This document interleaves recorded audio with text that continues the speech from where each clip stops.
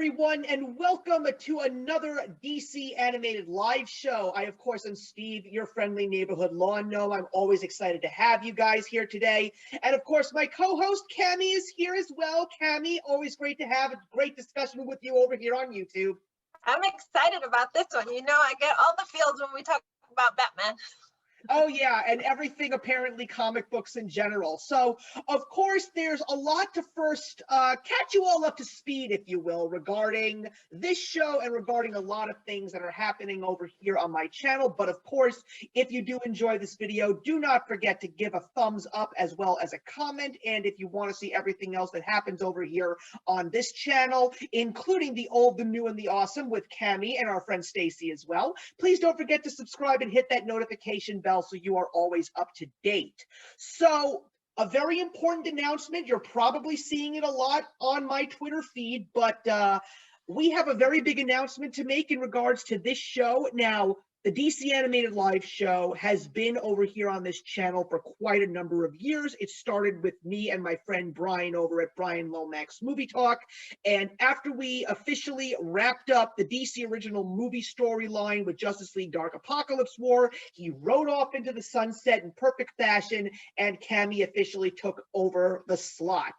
But this is actually going to be the very last episode of this show that will be featured over here on this channel.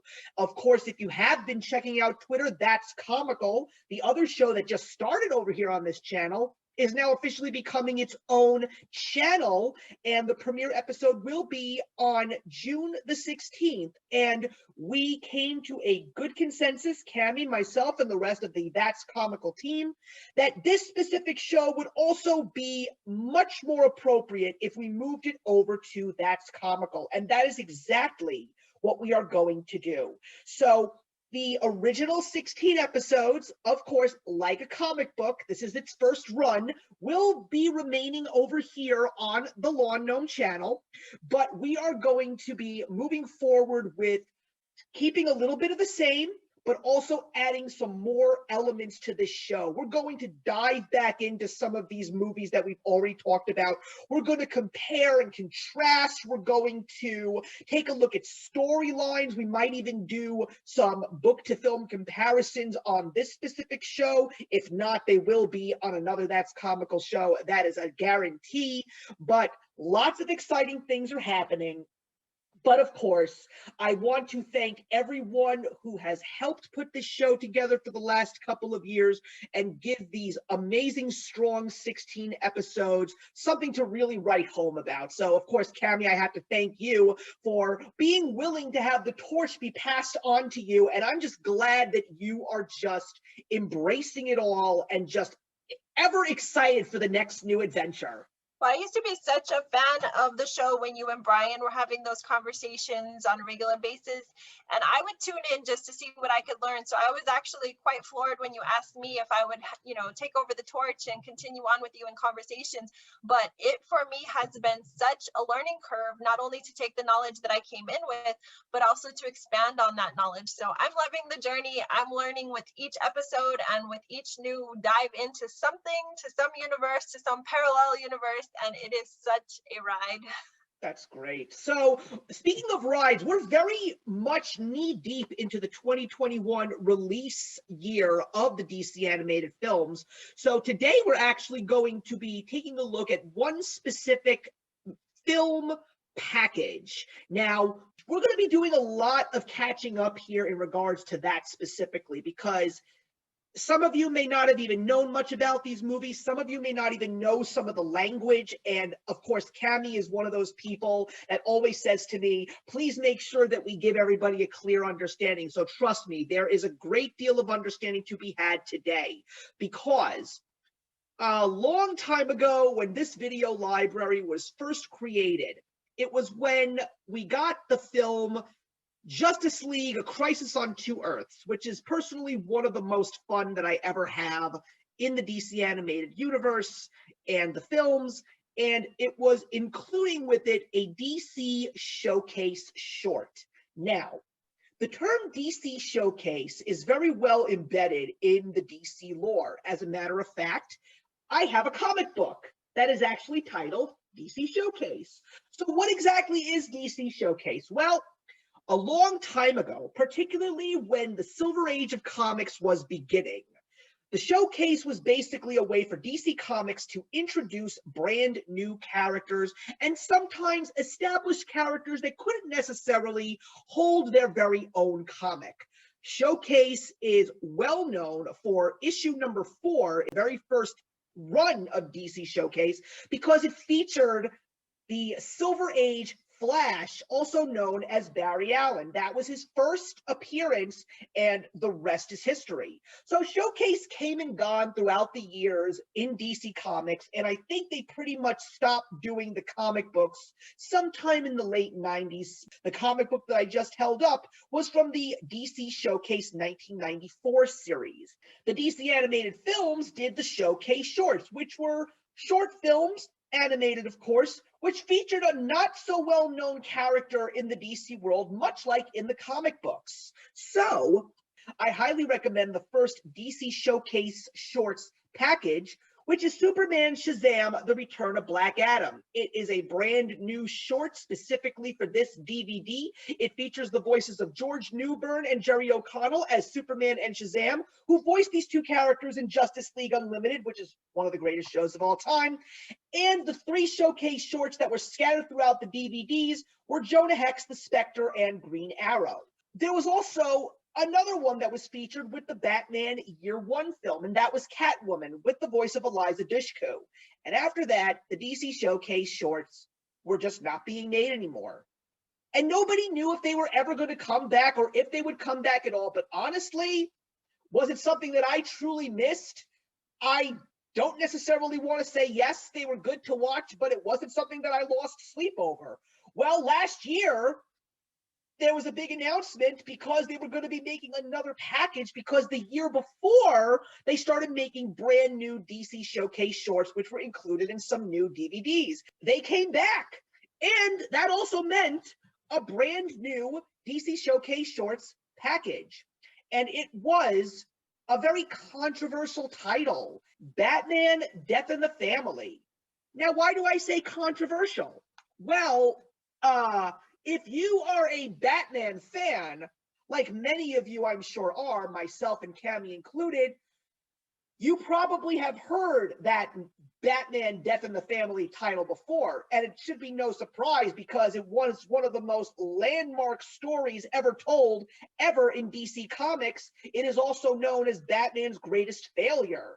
It was the time when the second Robin, Jason Todd, was introduced into the DC comic books and Batman lore, and all of a sudden there was a point in time where DC made a decision based on fandom, and Death of the Family was the killing of Jason Todd.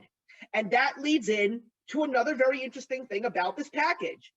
It is called an interactive movie, and that means that you are actually able to create your own ending. Now, when I first heard that they were doing this, I gotta be honest, I was not happy, because one of my favorite DC animated films, and I believe Cammy's as well, is the legendary Batman Under the Red Hood, which is the sequel to Batman: Death in the Family, created by Judd Winick and also directed by Brandon Vietti. This is a fantastic DC animated film, probably one of the greatest Batman films ever made.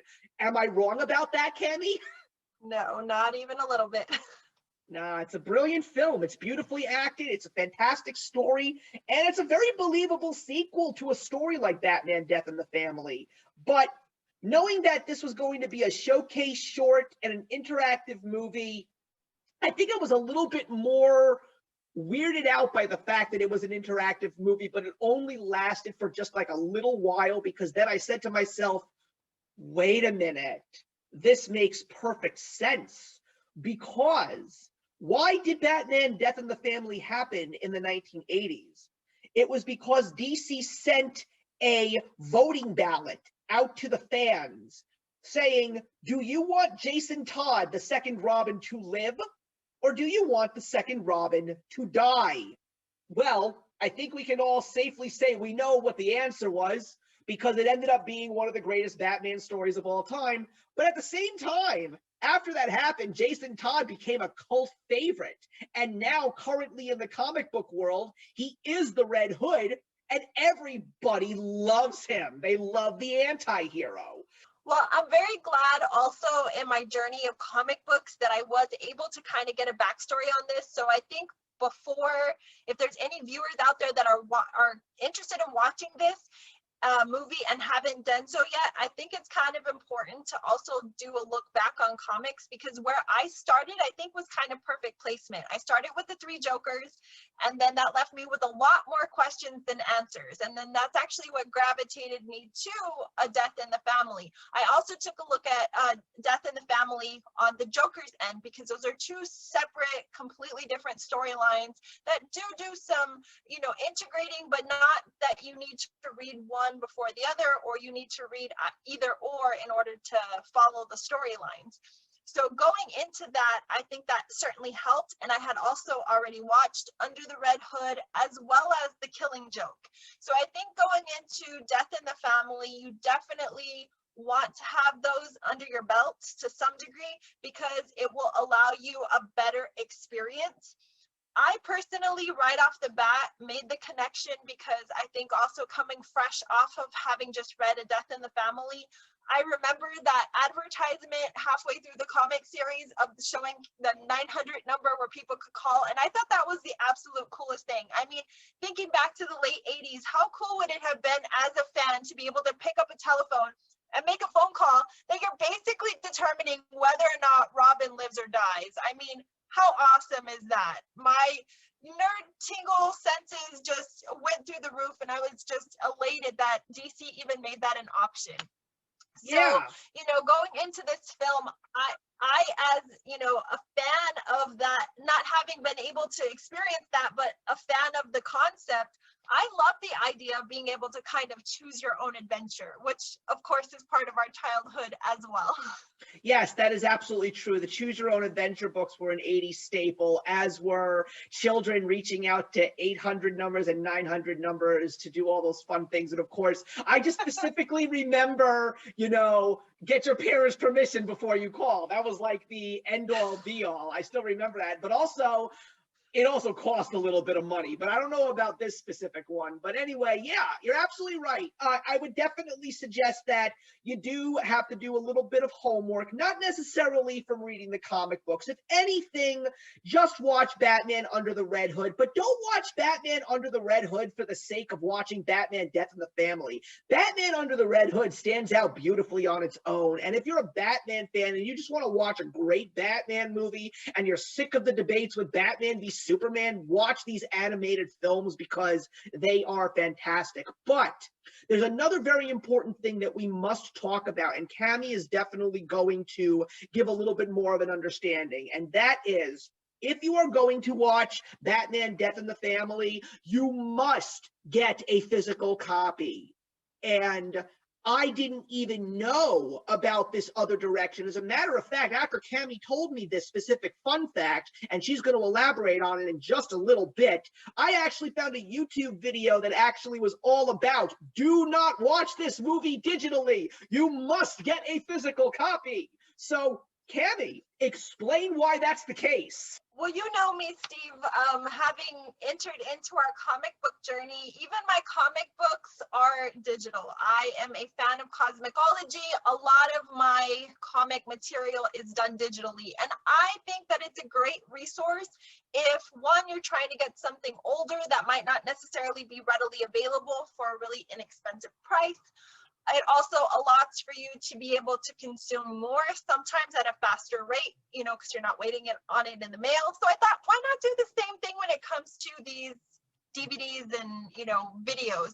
So up to this point, I've been able to successfully do all of our showcase, shorts, our animated features via digital media, whether it be through Netflix or Amazon Prime. Amazon Prime, and I'm not dissing on them in any way, they were actually quite phenomenal in trying to piece this all together, has made all of these readily available for a very affordable price, just like Cosmicology makes my comic books readily available. So I'm watching it and I'm going through the process. And of course, I do a little bit of research online before I jump into any films at all. And I'm watching it and kind of correlating with the gripe, that this is kind of similar to Under the Red Hood. But then I'm not seeing some stuff. So I go through all the rest of the shorts, and you asked, or you made a comment. You didn't ask me something. You made a comment about what you thought my favorite part would be. And then I was doing like a screeching halt, and I'm like, wait a second, I never saw that. So I immediately go online to some fandom sites, and I realized that I missed half the movie. So the only option you get on the Amazon Prime version is Robin Dies. That's it. You get the audio where Batman is in the diner speaking to what appears to be an unidentified individual, and you go through those motions. So you actually kind of feel cheated when everything is said and done, because after that portion where Robin dies and you get to the end, you immediately go into the first showcase short. So I, of course, red flagged you and said, hey, I've got a problem. I don't know what's going on. So I had to get the physical copy of this. As soon as I got the physical copy home and I watched it, I was like, oh my gosh, this needs to be told to the world. So I called one of the representatives over at Amazon Prime. I explained my situation. They were very gracious in giving me my money back for having rented it through them.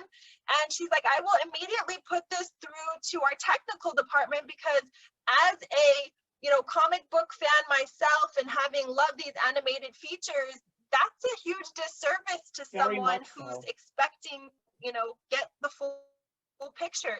And I understood, really said that when you rent it, it's non-interactive, but one would assume they would go through the motions for you. So yeah, if you are at all interested in this, you've got to make sure you've got your hands on a physical copy, because it is a completely different experience.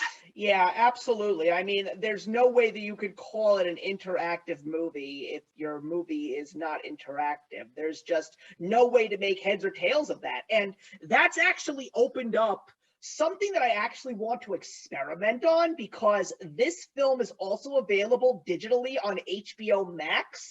So I am very curious to see what HBO Max did with it. Well, Cami, I definitely want to say I'm so glad that we had this little bit of a discussion, because one of the few things that I always say to people is physical media is always better than digital, especially because of the fact that you never know what you're going to get. Although I will say that digital comic subscription services are definitely powerful tools for people who are new to comic books and just don't have the ability or even the money to get their hands on back issues, because there's only so many omnibuses that you can get, and even those large chunkers don't even have the complete runs of certain comics. Like, would I have an opportunity to read Golden Age Superman or Batman? I don't know, maybe one day, but I don't even know how I can even get my hands on those today. But anyway, let's get into the movie itself, because I will definitely say that there's a lot to unpack. For me personally, this movie really is a mixed bag.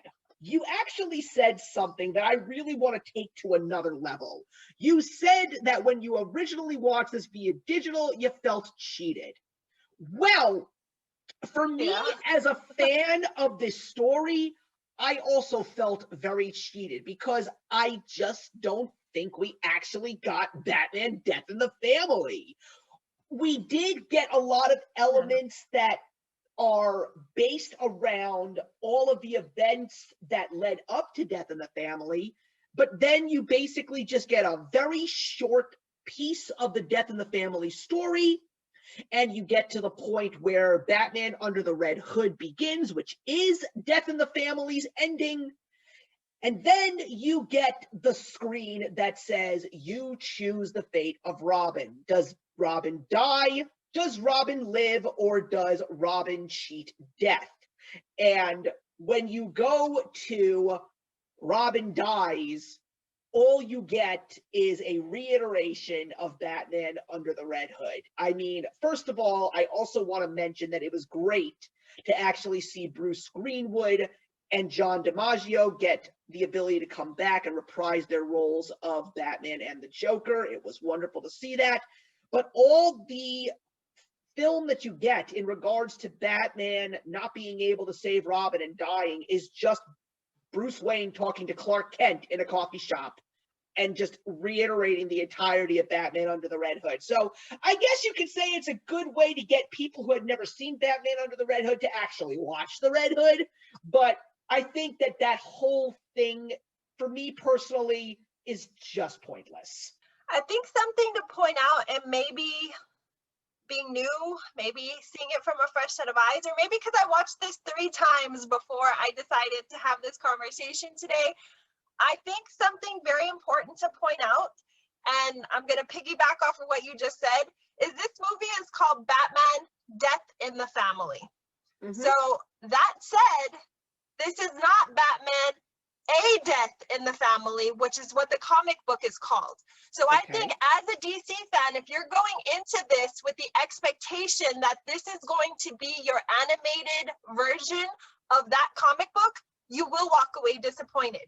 But if you look at this from the perspective of what the title reads, which is Death in the Family, this is a lore. This is something that is a completely different experience. This is the availability for you as the fan to take all of those different scenes and scenarios that you could have potentially thought about in your head, and now you get an interactive way to see the comic book from multiple perspectives. So I think for that, I took my disappointment of the original viewing of it, and I watched it multiple times. I really got into the interactive part of it to the point where I watched some scenes and scenarios several times exactly the same. And then I really started to learn to navigate through the Blu-ray, and I realized, okay, there's a lot more layers to this, and I think I learned to appreciate it that way. So I think you do have to separate the comic from this animated short to actually not feel like that, because I was there, Steve. I was right with you. No, I'm not going to disagree with you on that. Because one of the few things that DC is also very well known for is the crisis, the alternate realities, the multiverse. And this couldn't be more DC than anything else out there, because we only knew one scenario because of what was written in the comics. We knew that Jason Todd was killed by the Joker. We all know that. You know it. I know it. The Four Winds knew that.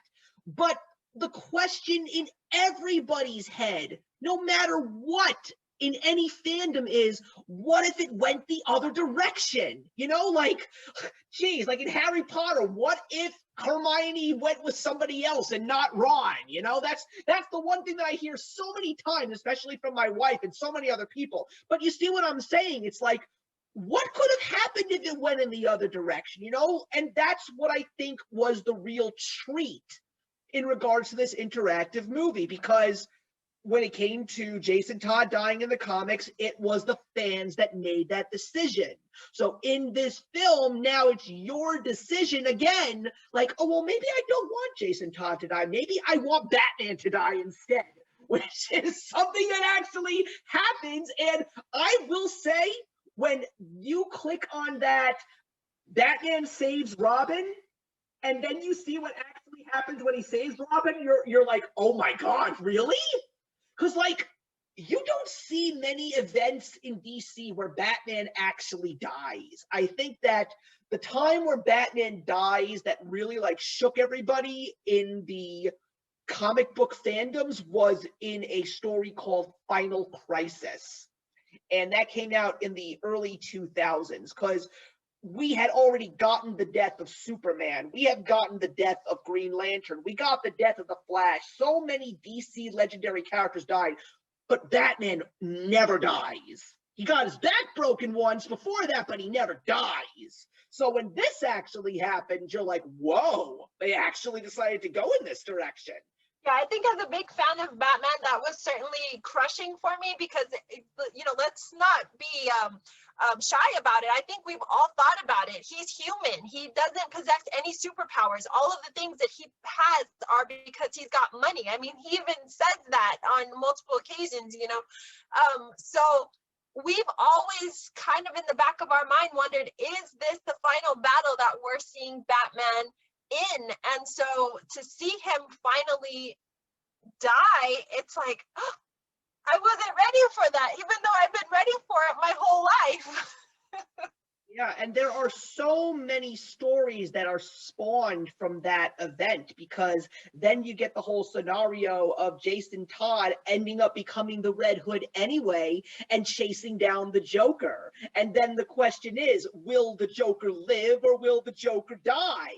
And then you see the whole events with the Lazarus Pit and Talia al Ghul coming into the picture, because it was in fact the Lazarus Pit that brought Jason Todd back to life in Batman Under the Red Hood. So they took a lot of elements that were already established in the Batman world and just gave it to you in a whole new different scenario.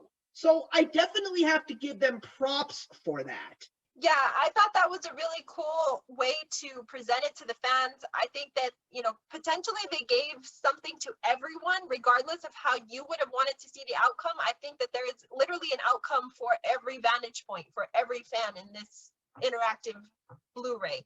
I think that it allows you to also be accustomed to a little bit more of the understanding of what Under the Red Hood was, what came from that, and you even kind of get a spark into the Killing Joke as well, which kind of transpires there in the Robin dies dialogue. There's a little like backflash to the Killing Joke.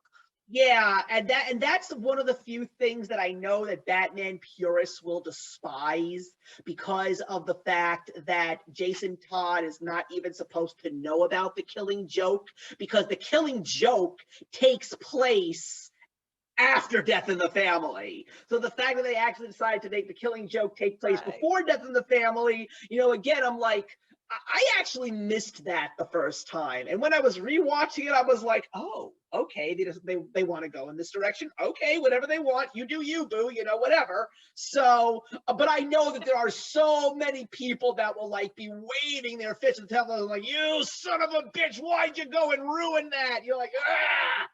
I know there are people out there that do that, but to a certain degree, there is some significance to the fact that Barbara, aka Batgirl, yes, is crippled by the Joker in the Killing Joke. That is a very integral piece of Batman lore. Absolutely. So it only adds a little bit more to the layers of the story in general. I mean, I can't remember for my life which choice to make to actually get to this specific scene, but I love the diner scene where Jason Todd just walks into the diner and he hears a guy without any makeup telling a joke, and it turns out to be the Joker. And then you decide whether he kills the Joker here or if he doesn't, and there's a part where he actually goes to jail. Like, it's so creative and interesting. Being that scene right there was almost the death of Cammy. Let me tell you, you go to Batman dies and kill the Joker. That's how you get there, just like that. It took me like 45 minutes to refine that scenario. So yes, I wrote that down. And then there's the other very interesting twist, and that's if Robin cheats Death. And it's the fact that when he actually cheats Death, he goes back to life as normal, but even though he's never actually gone into the Lazarus Pit, he just looks at the Bat family as something that is not pure and not caring and not good. And then he goes into two other very interesting directions that are also very big parts of the Batman lore. Some people probably got a little upset during the scenario where he actually becomes Hush, which is a very small piece of the story. And the only reason why that's done, and Cammy, I'll let you know about this because I don't believe you've actually watched or have read Hush just yet, but there is a scene in the comics where Hush takes off his mask and it looks like Jason Todd, but it's not Jason Todd. So it's just like, okay, that makes a lot of sense as to why Jason Todd ends up being Hush. But I also really am impressed because this specific character has nothing to do with Death in the Family or Under the Red Hood, but I love in the Hush scenario that Damian is introduced. I just thought that was such a nice little nod to fans of Batman in general, because Damian Wayne actually shows up a few issues after Under the Red Hood is wrapped up. Yeah, that's actually something that was new for me. So it was interesting to finally see Damian, because I've heard whispers about him, just coming into this comic book world. And I knew that Batman did have a son.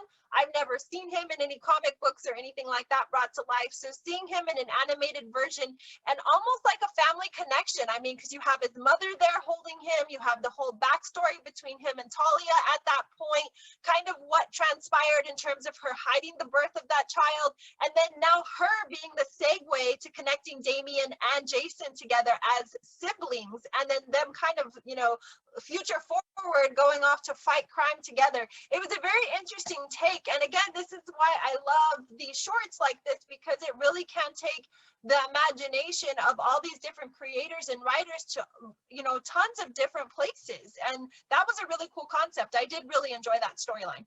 And just so you know, you actually should feel a little bit better out of this, but you have seen Damian in some of those animated movies. In those Justice League versus Teen Titans and Teen Titans Judas contracts, that's Damian.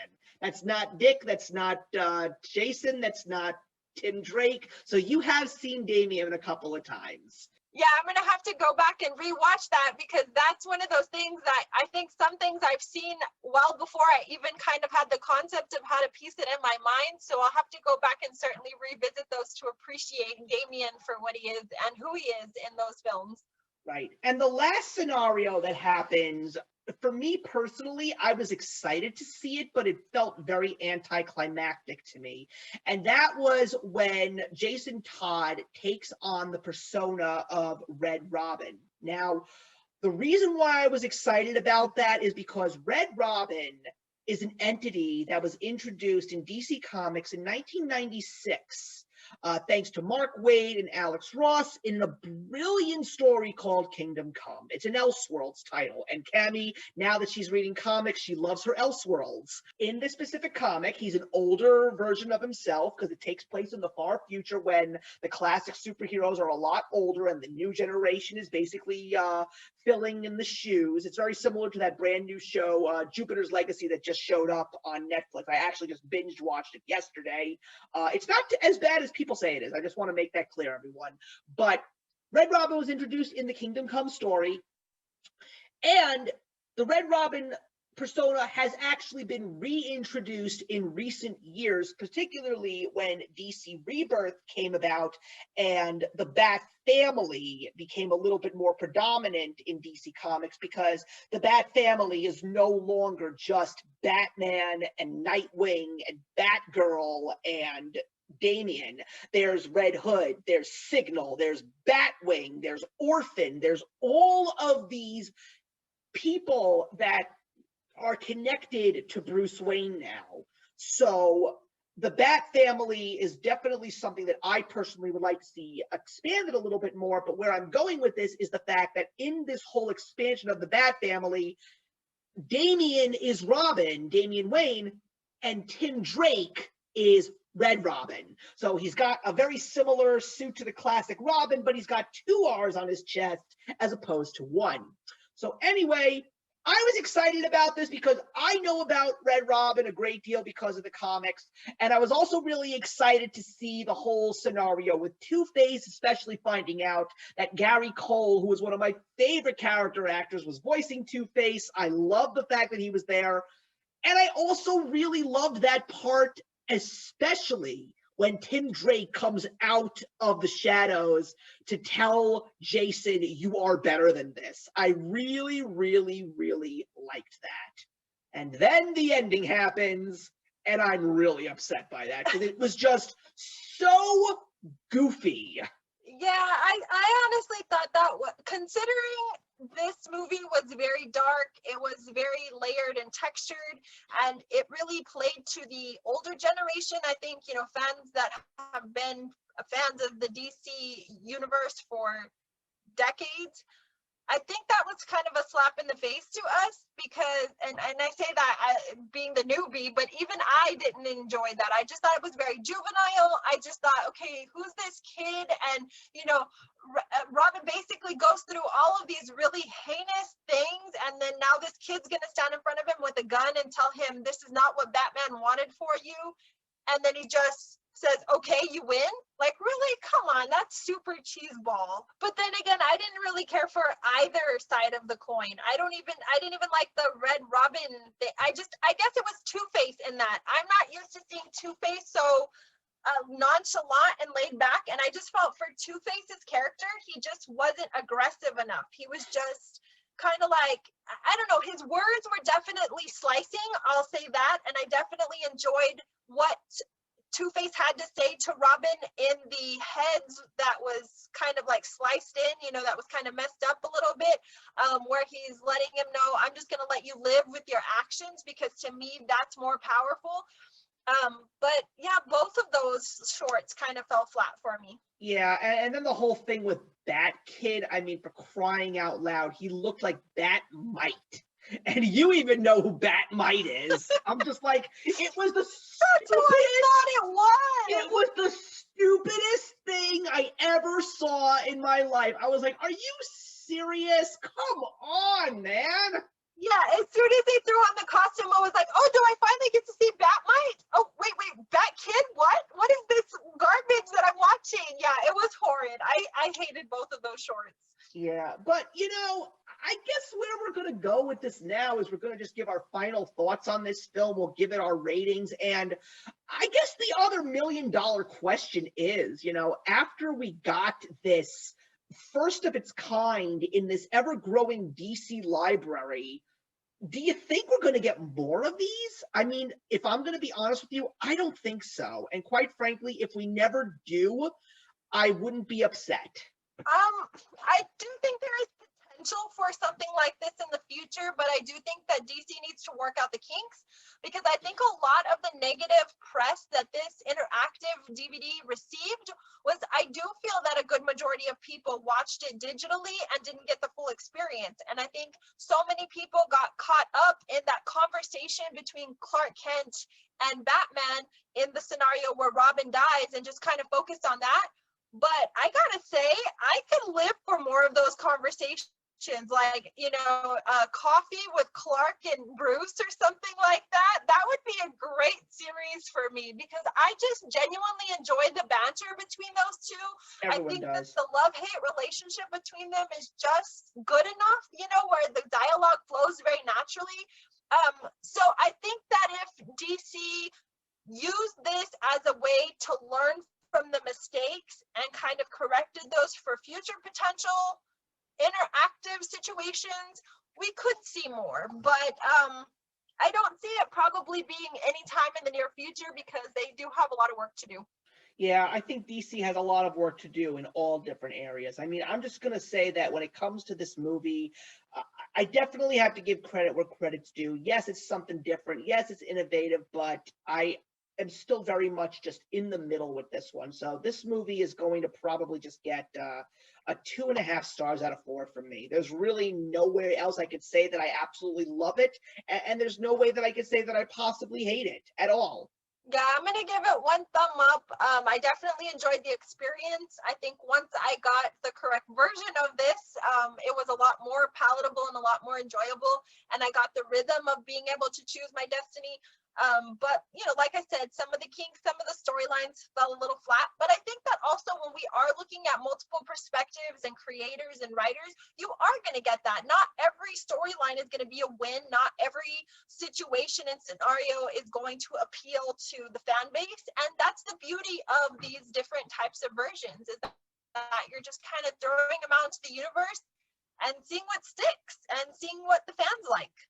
And the same could be said about what also is included in this showcase package, and that is the second wave of DC Showcase shorts. Now, I'm sure that Cami is very excited to talk about all 4 of these, because if there's one thing that I discovered that is a reoccurring theme in these 4, is they have so much horror scattered throughout them. And I was actually very excited about these specific characters, because I have only heard them by name One of them that is probably my favorite of the four, and I'm not meaning the shorts, I mean the characters. The one character that always intrigues me is Adam Strange. I love the concept of a human that lives on a distant planet that is constantly in worries of war, and he has this technology that can basically beam him to another portion of the universe, and he has to figure out where he can perfectly time it when it's going to hit him next so he can go back to where he's supposed to go. That's basically who Adam Strange is, and I don't believe he has his own solo book right now, but there is definitely a following in regards to Adam Strange. But we got him along with Sergeant Rock, the Phantom Stranger, and of course, Neil Gaiman's Death. So there is no reason to hold this back. Cammy and I are clearly the big fans of Death in regards to all four of them. Death is definitely the best short in this batch. But Cammy, if it's okay with you, I would really like to save our discussion of Death for the last. We have to save the best for last. Yeah, let's save the best for last. So let's go a little bit more deeper into Adam Strange, because when I found out that Adam Strange was going to get a short, I got very, very excited because I wanted to see a little bit more of his story. But the story that I got was very unexpected and very, very different, because he basically has been on this ice mining colony for many, many years, and he hasn't been able to get back home, and he's so upset because of the fact that the Rann-Thanagar War, which is a very well-known war in DC, is still going on, and he is worried to death about his wife and his daughter, and all he wants to do is go home, even though there are people that are thinking that he really should be able to help them in the moment that he is in right now. But all he wants to do is catch that Zeta beam home with his special backpack. And finally, something in him snaps, and he reminds himself of who he is and what it takes to be a hero when this little town is getting invaded by Starship Trooper-like bugs. And it's definitely got some really good action in it. And at the end, he finally catches the Zeta beam home. What did you think of Adam Strange? Definitely the least favorite of the animated shorts, I'll be honest. I did appreciate the time travel. I just thought he kind of looked like a homeless bum for most of the short. So maybe that's why he didn't resonate with me. Yeah. But I'm glad that you had mentioned the bugs, because that definitely gave me the same type of vibes in terms of, you know, where it took the storyline. But I don't know, I felt like there was just this dead space on this short. It started off, you know, like I said, kind of just not really sure where it was going to go. And then you get this kind of backflash story, and then all the excitement happens, and then it's over. Maybe that's what these showcase shorts are supposed to be. They're just supposed to leave you with a moment of, you know, wow and wanting more. But I was a little underwhelmed with this one. It was an interesting story, but it didn't leave me wanting more. Yeah, because for me personally, I just want to see more of the Rann-Thanagar War. I mean, when you see the flashback of him on Rann fighting the battles and trying to save his family, that's the part of Adam Strange that I know. That's the part of Adam Strange that I want to see. But you know something? There's only so much you can do with a short amount of time, and you just got to make do with what you have, and also you got to get creative. So you can also get very creative when it comes to Sergeant Rock, because I don't really know much about Sergeant Rock. I don't even know if he's even classified as a superhero, but he definitely has a connection to the supernatural in this short. And I also love the fact that Karl Urban is the voice of Sergeant Rock, because Karl Urban is an actor who is great at what he does. He's such a great character actor. When I first saw him in Lord of the Rings, I didn't know what was going to happen to him, but then he has gone to be Dr. McCoy in the recent reincarnation of Star Trek. He was Dredd in that amazing comic book adaptation of Judge Dredd, not the Sylvester Stallone film. We can forget about that one. His version of Dredd is brilliant. I loved him, but I liked him as Sergeant Rock too. And I like the fact that he actually has a troupe of Universal movie monsters. That's so cool. That was everything. I absolutely love this short from every detail of it. The fact that it takes place after World War II, we get that great fighting scene, and then we kind of get this rogue soldier that, you know, inevitably he's on a mission and he realizes that he has something that he needs to complete, but then we see that he kind of makes the mission his own, which really speaks volumes to these Universal monsters that he takes on. And each of the Universal monsters, which I appreciated so much, is they kept their true form of character. You didn't see them try and recreate this, you know, other version of them. We had the true definition of what each of these monsters stood for. And I thought that was such a cool element to add that to war. I mean, when you take a vampire and you put him in a bloodthirsty, you know, ravaged space of war, just look at all of the bodies he could potentially ingest. And then you have the werewolf, and then inevitably we get zombies in this as well. So it was super cool. I loved everything about this short. I'm not surprised. I still remember, this was even before you and I were going to do this show together. And I remembered watching this short and I was like, oh God, Cammy is gonna love this shit. Like I was watching, I'm like, she's gonna eat this up like you wouldn't even believe, because you're all about the horror. And I was just like, yeah, it's interesting. The problem is Sergeant Rock doesn't have a comic book. I don't know if he's ever gonna get a comic book again. So it's definitely a character that I personally would love to see more on. I would definitely want to do a little bit more of my own personal research, because I actually have no idea if the classic monsters are even a part of his comic book. I really do not know. I believe that Sergeant Rock did show up in Crisis on Infinite Earths back in the 1980s, but I really do not know much about that character at all. But DC Showcase, you know, they did a good job. They gave me a very interesting incentive to do some of my own personal digging. I feel exactly the same way. I want to know more about him. I want him to have his own world, because I just want to absorb it like a sponge. Because if in fact, I mean, and it really does kind of end that way. If in fact this is going to be his new miniature army, so to speak, I mean, just imagine the unspeakable things that they can go off and do, because they themselves are monsters. They have horrific tendencies and they are in a war. I mean, there's just so much potential for greatness here, but I would love to see more of his story, and I really do hope that there is something out there that you're just not accustomed to yet that you're going to turn me on to, because I want more Sergeant Rock. Well, a character that I don't know much about at all, but definitely want to go in a little bit more detail with for my own personal self, is because one of the few things that I really need to know more about is the DC Magic Universe, because I love Shazam, I love Zatanna. The Phantom Stranger is a character that I do not know too much about. I mean, you and I, we love Constantine. I mean, let's be real with ourselves.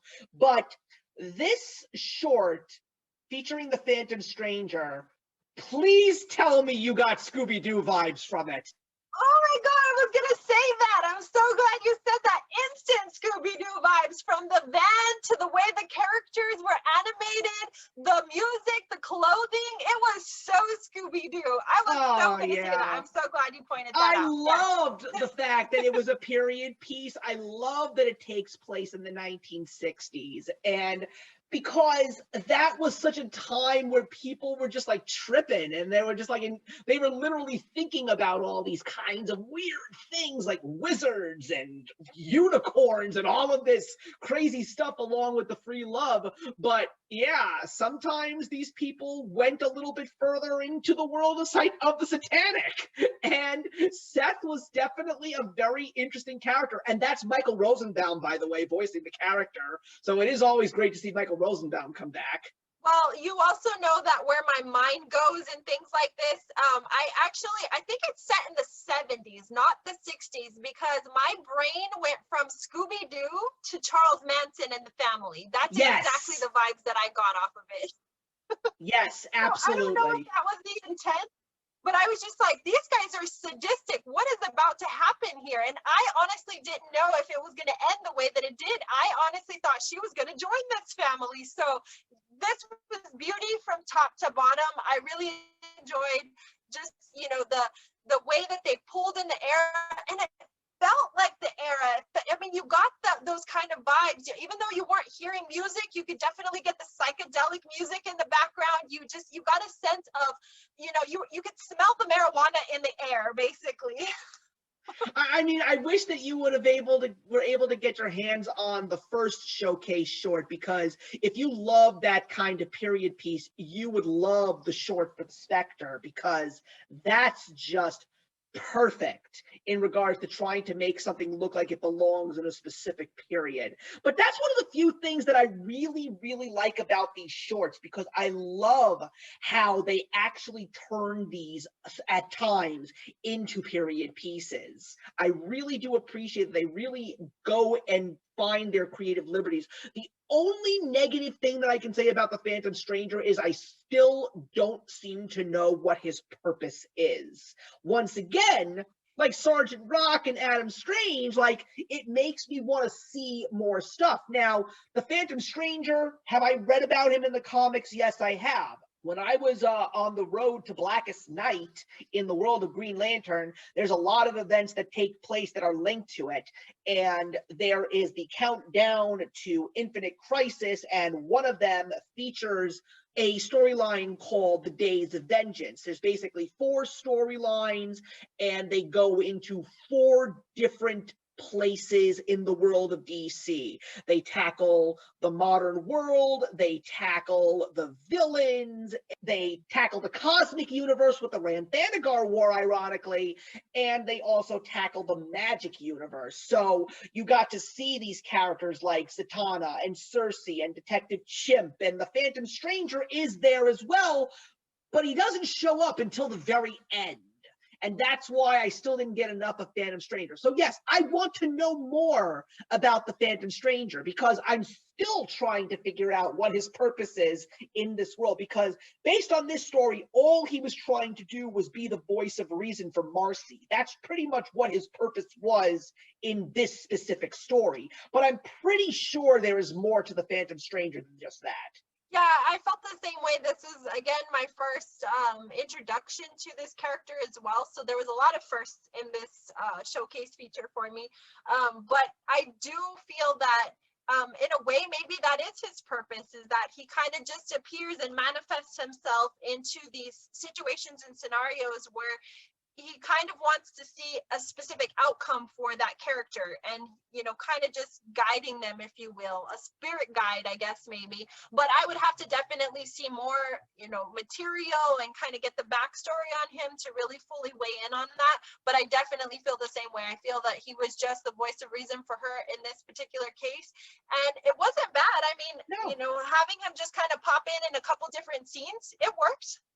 Yeah, it's a cool story. I mean, the other thing that I really like about these showcase shorts is just the worlds that we dive into and how far they actually take their storytelling. And that pretty much leads into Death. Cammy, I just want to ask you a question, and I want your honest answer. Why can't all of DC animation be like this? Why can't all animation be like that? I was just silent and in awe the whole time. I felt like I was floating on a cloud. There's just so much beauty in this.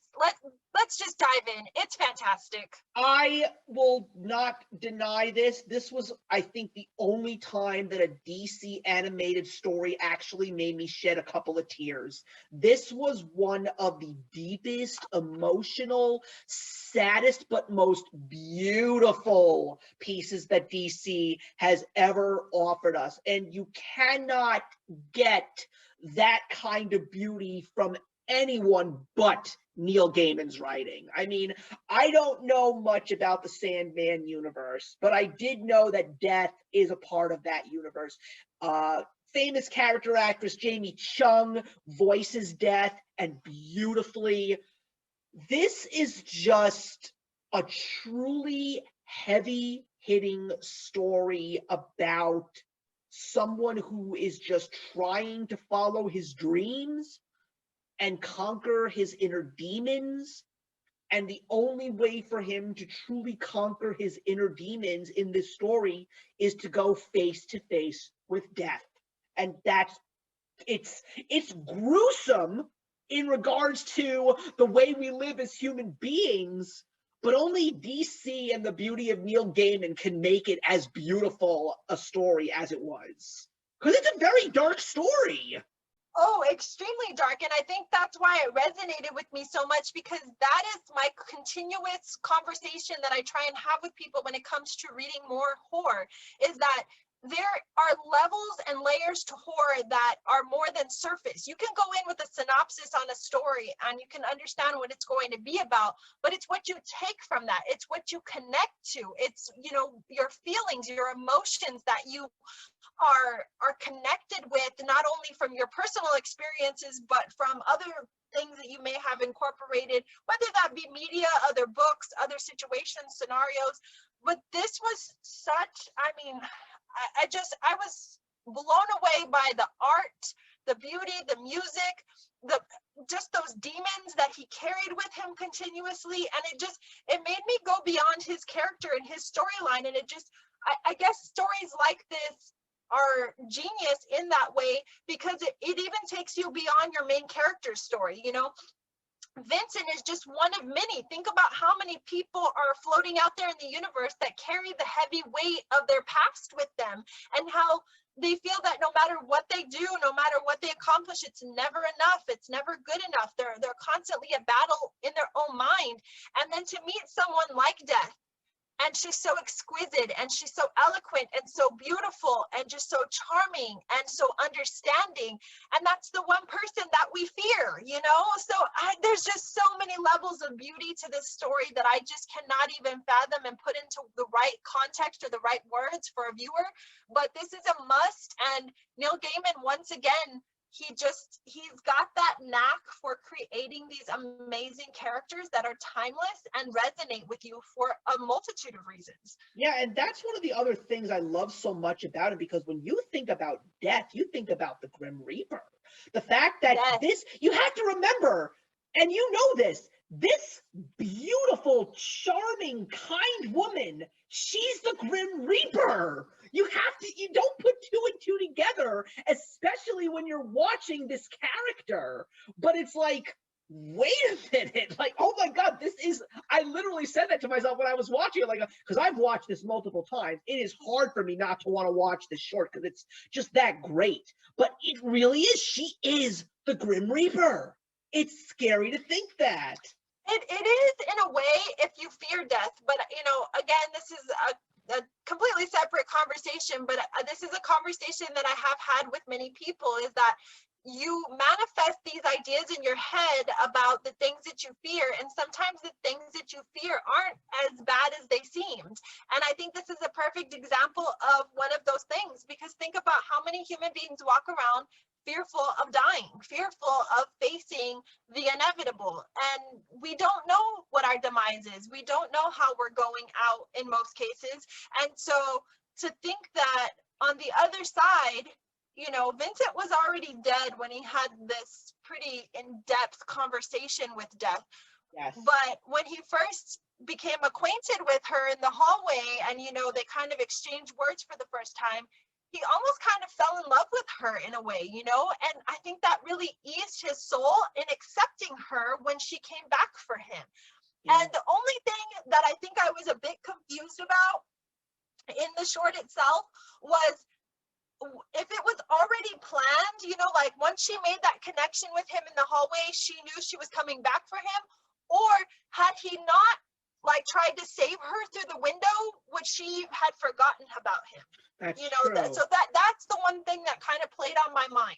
Yeah, and I think one of the few things that I truthfully appreciated about that story is the ending, because the thing that made Death the person that she was, or the entity that she was, is the fact that Vincent died, but she specifically made sure that his legacy would remain by allowing that painting of her to remain intact.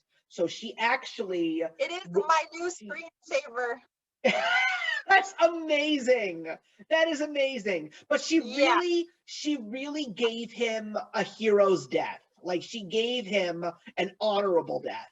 Well, and the beauty of it too was, you know, as he's kind of transcending into the afterlife and she's like, okay, are you ready to go on your new adventure? He re-transforms back into the child that he just loves first remembers drawing. her, and he has that beautiful moment.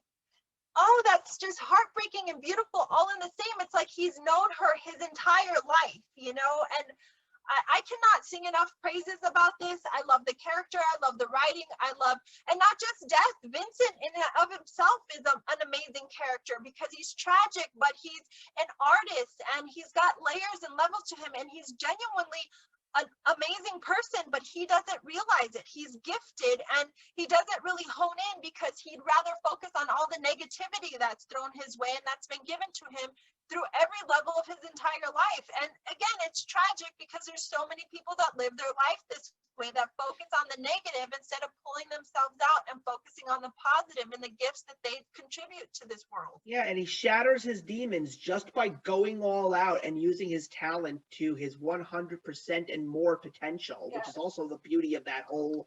It really is. I mean, I don't know how I can describe this short any better. It's just writing at its perfection, it's animation at its perfection, and it's just like I actually say this to people.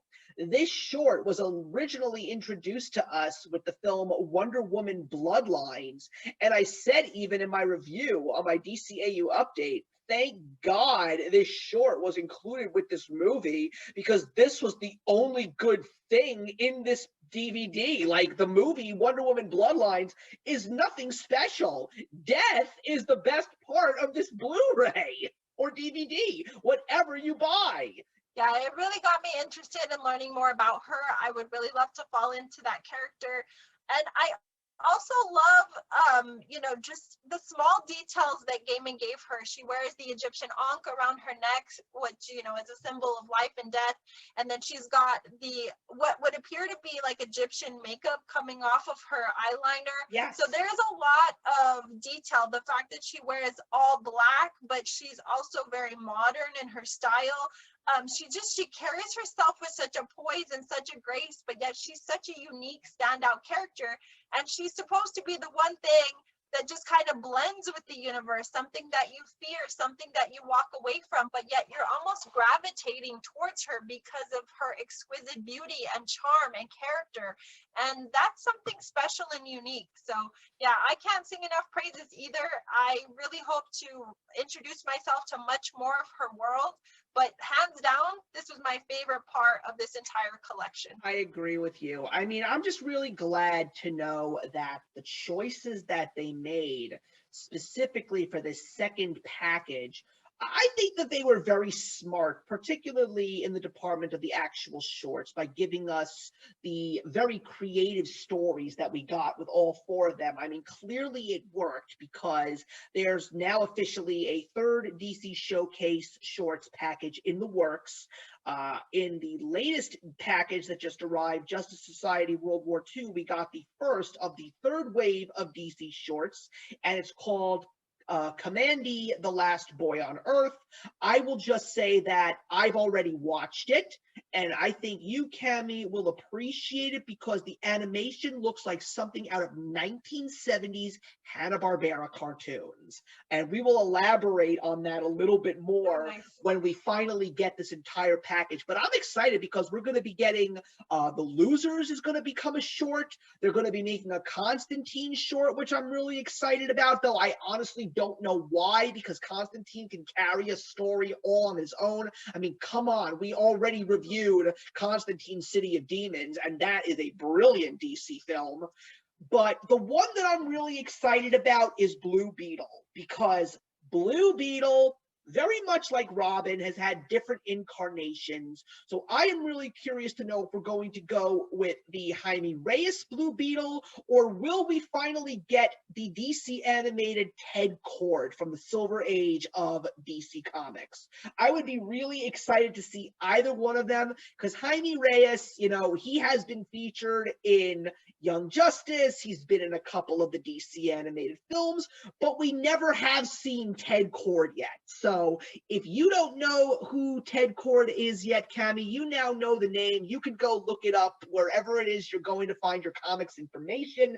But that wraps up this second DC Showcase Shorts package. And that is also going to wrap up the first wave of this DC animated live show here on this channel. So, Cami, I want to thank you as always for joining me on this amazing discussion.